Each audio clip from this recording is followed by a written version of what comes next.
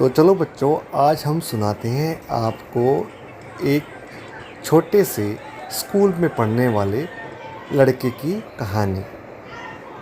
उस छोटे लड़के का नाम था राजेश, जो कि अभी अभी दूसरे शहर से एक नए शहर में आया था, क्योंकि उसके पिताजी का उस शहर में ट्रांसफ़र हो गया था और वह अपनी मम्मी पापा और एक अपनी बहन के साथ में अभी अभी नए शहर में आया था। क्योंकि वह नए शहर में आया था तो उसके मम्मी पापा ने उसको स्कूल में एडमिशन करा दिया और आज उसका पहला ही दिन था। वह स्कूल जाने की तैयारी कर रहा था। जैसे ही वह सुबह सुबह तैयार होकर सुबह नाश्ता कर रहा था, इतने में ही स्कूल बस ने आके घर के बाहर हॉर्न दिया, पोम पोम। राजेश समझ गया कि स्कूल की बस आ गई है। वह तुरंत ही अपने बैग को पीठ पर लगाकर बस में जाकर बैठ गया। परंतु जैसे ही वह जिस सीट पे बैठा, उसके पीछे वाली सीट पर बैठे हुए एक दोस्त, जिसका नाम सूरज था, उसने आवाज़ लगाई, अरे भाई, क्या आज आपका पहला दिन है? आप पहली बार स्कूल में आए हो? पहले मैंने कभी आपको देखा नहीं है। राजेश बोला, हाँ जी, आज मेरा पहला दिन है और मैं आज पहले ही दिन स्कूल में जा रहा हूँ। हम आज ही इस शहर में अभी नए आए हैं। सूरज ने कहा, आपका नाम क्या है? लड़के ने बताया, राजेश। ने कहा, राजेश, आप पीछे वाली सीट पे आके बैठ जाओ, उस सीट पे मत बैठो, उस सीट में कुछ प्रॉब्लम है। तो राजेश ने सूरज की मित्रतापूर्वक बातों को सुनकर उस सीट को छोड़कर वह सूरज के पास आके बैठ गया और उससे पूछने लगा, उस सीट में क्या परेशानी है? मेरे को वहाँ बैठने में क्या परेशानी है? तो सूरज ने कहा, अभी थोड़ी देर में पता लग जाएगा। इतनी ही देर में वह बस आगे जाकर एक स्टॉप पर रुकी और उस स्टॉप पर एक लड़का चढ़ा स्कूल का और वह आकर उसी सीट पर आके बैठ गया जिस पे राजेश बैठा हुआ था। उसका नाम अमित था। अमित अपनी सीट पर आकर बैठ गया और बोलने लगा अपने साथ वाले जो उसके बगल की सीट के बगल में बैठा हुआ था, क्यों रे, आज खाने में क्या लेके आया है? तो उसके साथ वाले बच्चे ने कहा, भैया, आज तो मम्मी ने पराठे बनाए हैं और सब्जी बनाई है। चल टिफ़िन खोल, मुझे तेरा खाना खाना है। वो बच्चा बड़ा सहमा सा घबराया हुआ सा टिफ़िन खोल के अमित को दे देता है और अमित उसका सारा का सारा खाना खा जाता है।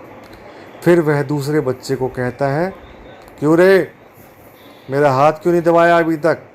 तो दूसरा बच्चा उठता है, हाँ सर, हाँ अमित भाई, मैं अभी आपका हाथ दबाता हूँ। तो वो हाथ पैर दबाने शुरू हो गया। यह देखकर राजेश बहुत हैरान हो गया कि इस बच्चे को देखकर सब के सब इतना डर क्यों रहे हैं। वह इस चीज़ को देखकर बहुत परेशान हो रहा था कि सब इतने डर क्यों रहे हैं। तो सूरज ने उसको बताया कि ये स्कूल का दादा है, इससे सब स्कूल के बच्चे डरते हैं और इसीलिए ही मैंने तुमसे कहा था कि तुम पीछे वाली सीट पे आके बैठ जाओ, क्योंकि वह अमित की सीट है।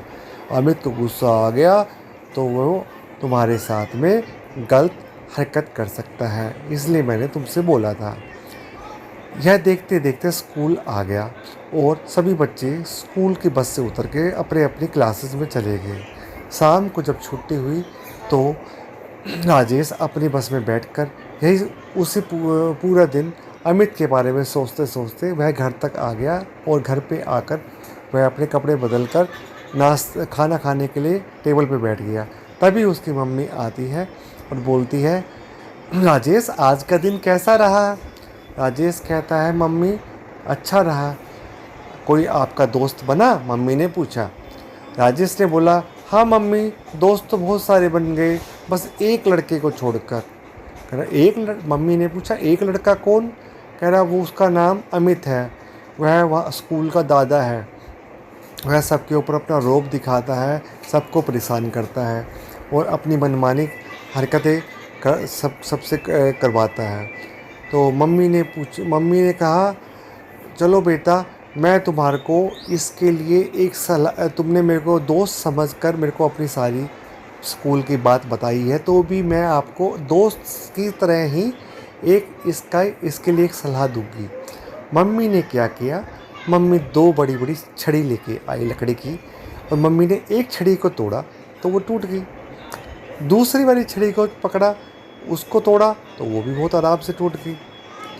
मम्मी ने फिर क्या किया, जो चारों छड़ियाँ थी एक साथ तोड़ने की कोशिश करी, लेकिन वह छड़ी नहीं टूटी। मम्मी ने बहुत कोशिश करी लेकिन वह नहीं टूटी। तो मम्मी ने राजेश से कहा, हाँ राजेश, कुछ समझ में आया मैं क्या कर रही हूँ? राजेश को सारी बात समझ में आ गई। उन्होंने कहा, हाँ मम्मी, मेरे को समझ में आ गया, मुझे क्या करना है। अगले ही दिन सुबह हुई, राजेश नहा धोकर नाश्ता करके स्कूल बस में चढ़ गया। स्कूल बस में चढ़ने के बाद में वह अमित वाली सीट पर ही बैठ गया। अमित वाली सीट पर बैठने के बाद में उसने अपने साथ में जितने भी स्कूल के बच्चे थे उन सब से बात कर ली कि आज मैं इस सीट पे बैठूंगा, और अगर वो परेशान करेगा तो आज हम सब मिलकर उसका मुकाबला करेंगे, ताकि वो किसी को आज के बाद परेशान ना करे। सब बच्चों ने हाँ में हाँ मिला दी और राजेश अपनी सीट पर बैठ गया।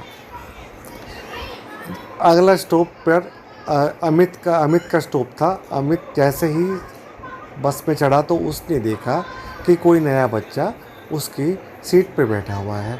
उन्हें कहा, क्यों रे, तू कौन है और तू मेरी सीट पे कैसे बैठा है? राजेश ने कहा, मेरा नाम राजेश है, मेरा नया ही एडमिशन हुआ, आज मेरा दूसरा दिन है। अमित ने बड़े रौब से बोला, दूसरा दिन? तेरा आखिरी दिन तो नहीं है स्कूल में? तुम को पता नहीं है यही मेरी सीट है? तू कैसे बैठ गया मेरी सीट पर, हैं? और वह उसके ऊपर हाथ उठाने की कोशिश करने लगा। जैसे ही उसने हाथ उठाने की कोशिश करी, उसके पीछे सूरज बोला, ये यहीं बैठेगा, पहले ये बस में चढ़ा था, तो जो पहले आएगा सीट उसी को मिलेगी, ये सीट इसी की है, ये राजेश को ही सीट मिलेगी। उन्होंने कहा, अच्छा तो तू इसकी हिमायती है, चल पहले मैं तेरे को ही देखता हूँ। इतने में ही बाकी बस में जितने बच्चे थे वो भी सब खड़े हो गए।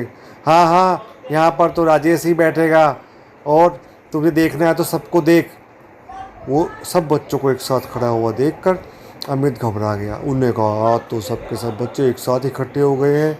तो उसने कहा, अच्छा ऐसी बात है, तो चलो कोई बात नहीं, राजेश को ही बैठने दो, मैं पीछे वाली सीट पे बैठ जाऊंगा।